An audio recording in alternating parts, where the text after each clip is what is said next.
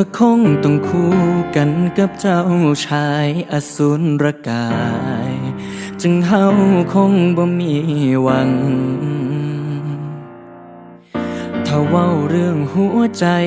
ฮักที่มีให้บ่แพ้ไผคือกัน เจ้าชายที่เจ้าใฝ่ฝันที่ฮักเขาจนเบิดใจปีศาจร้ายก็มีหัวใจฮักเป็นคือกัน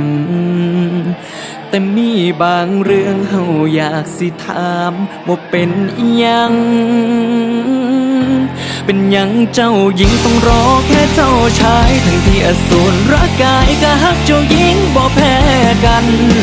เป็นหยังคือแบ่งชนชั้นเฮาแพ้เขามองใด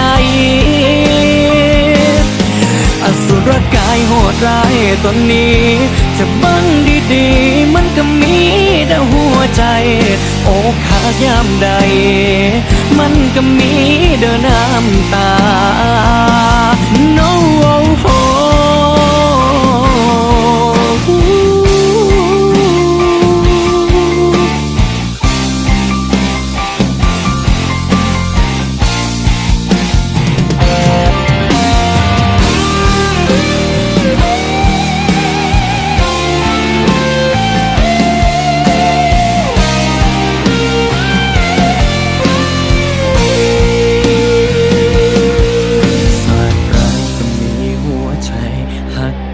คือกันแต่มีบางเรื่องเฮาอยากสิถามว่าเป็นอิหยังโอ้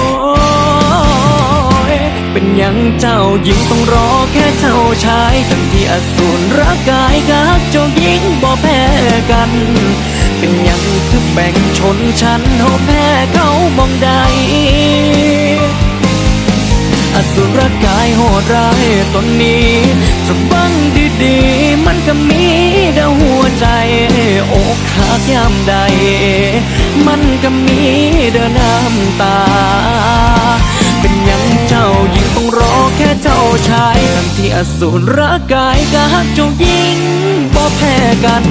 เป็นหยังคือแบ่งชนชั้นเฮาแพ้เขามองใด